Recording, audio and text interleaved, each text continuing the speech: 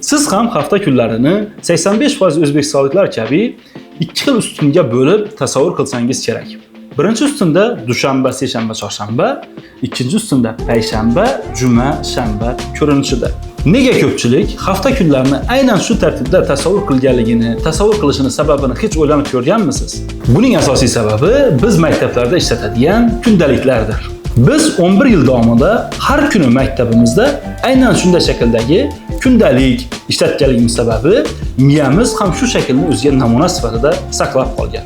Maktab davridagi istalgan arzimas detal ham inson tasavvuriga, inson o'ylash usuliga katta ta'siri bor ekanligini bu hafta kunlarini tasavvur qilish usulimiz va maktabdagi arzimas bir detal bo'lgan kundalikni tasavvurimizga ta'sirida bemalol ko'rish mumkin.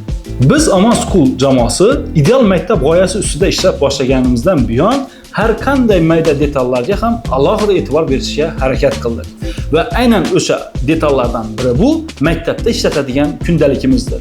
Bu kundalik bizda oddiy umumta'lim maktablardan tubdan farq qiladi.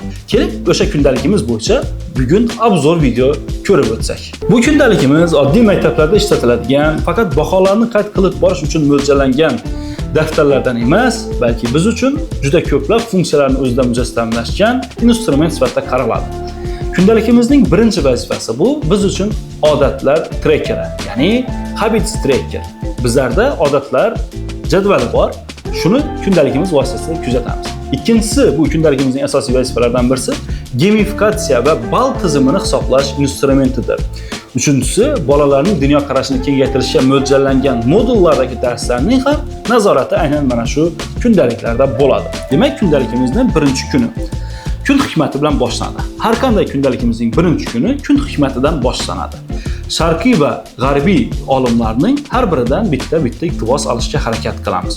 Birinchi iqtibosimiz bu bilim bu xazina, amallar esa uni kalitidir deb nomlanadigan iqtibosdir. Ya'ni bu yerda bilimlarning muhim ekanligi haqida gap boradi. Kundaligimizni, demak, hikmatlar bilan boshlab oldik. Endi dars bo'yichagi kun taqsimotini ko'rib o'tamiz. 7 ta fan nomi, fan bo'yicha mavzular va fan bo'yicha ball va ballni tasdiqlovchi imzo bu ikkinchi qismda keladi.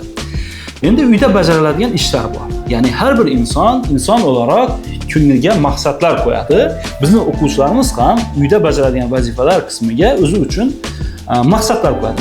Mana bu ishlarni qilishim kerak. Bugun mana bu do'stimga mana bu kitobni berishim kerak degan mazmundagi eslatmalarni aynan shu kundalikni aynan birinchi kuniga yozadi. Shu ishlarni bajarsa o'ziga galotcha, bajarmasa X oladi. Natijada bu ball yoki baho ko'rinishida unda qayd qilinadi. Keyingi moduliga o'tamiz. Birinchi kunning ikkinchi moduli. Ya'ni hali bizda birinchi kun tamom bo'lmadi. Oddiy kundaliklarda birinchi kun o'zi 3 ta yo'l bilan tugaydi-ku, bizda unaqa emas. Demak, birinchi modulni tugatdik. Endi ikkinchi hafta ko'nikmasi moduli. Biza o'quvchilarimiz har biri qanaqadir odatlarni o'zida shakllantirishni istaymiz va bu odatlarni biz bu yerga uzluksiz yozib borish uchun trekker qo'yganmiz. Masalan, erta turishni o'rganish odati, har kuni kamida bitta odamga yordam berish odati, doimo o'zidan kattalarga salom berish odatlarini bola uzluksiz qilishi natijasida ball oladi. Qilmasa ball olmaydi.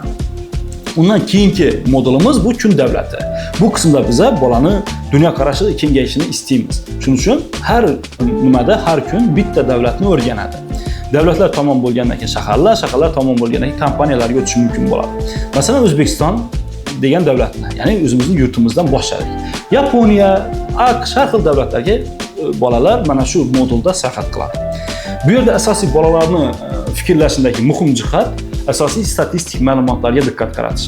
Undan tashqari, masalan, aytishim mumkin, Yaponiya haqida ma'lumot yig'ish kerak bo'ladigan bo'lsa, undagi qiziqarli faktlar ham olishi. Masalan, Yaponiya maktablarida farroshda bo'lmasligi, yaponlar maktabida oshxona bo'lmasligi yoki Yaponiyada 1 kvadrat maydon yoki 1 gektar maydon butun bir Kaliforniya shtatining umumiy yeridan ham qimmat ekanligi haqida ma'lumotlar bersa, biz uchun juda ijobiy baholanadigan, ballga sazovor bo'ladigan xulosa bo'ladi. Keyingi modulda bolamiz albatta kun tarixiy shaxsini o'rganadi. Bu birinchi kunning o'zida bo'layotgan narsalar. Xorazmiydan boshladik bu yerda. Keyinchalik Napoleon, Chingizxon, har xil siyosatchilar, o'shalar haqida ham ma'lumotlar yig'ishga to'g'ri keladi. 5-modulda, birinchi kunning 5-modulida o'qilgan kitoblardan xulosalar. Bizda xabaringiz bor, mutolaa uchun alohida vaqt ajratiladi kunning oxirgi qismida va shu yerdagi xulosalarni o'quvchimiz aynan mana shu joyga qayd qiladi. kitob nomi, kitob muallifi, qaysi sahifadan qaysi sahifagacha o'qiganligi va albatta xulosalar bo'lishi shart. Xulosa qilinmagan kitob aslida o'qilmagan kitobdir. Endi oxirgi modulimiz muvaffaqiyat kundaligi.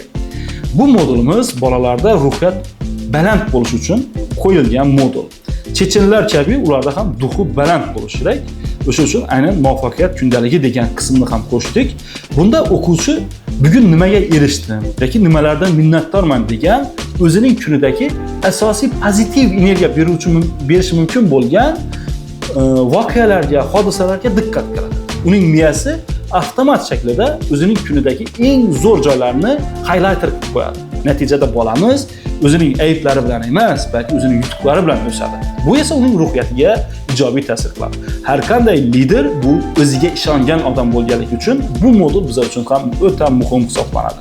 E'tibor bergan bo'lsangiz, har bir kunning o'zida 6 ta modul bor. Mana oxirgi modulda ota-onalar bilan aloqa bo'limi. Ota-onalar mana shu joydan maktab ma'muriyati bilan bog'lanish mumkin.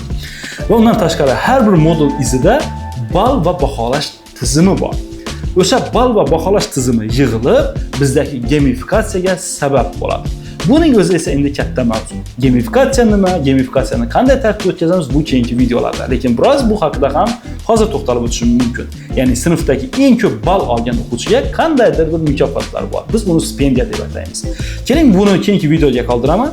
Bafurja hozir liderlar kundaligi bo'yicha aytadigan gapimiz shu. Savollaringiz bo'lsa, kommentlarda yozing, albatta ularga javob beramiz. Siz bilan maktabda ko'rishguncha.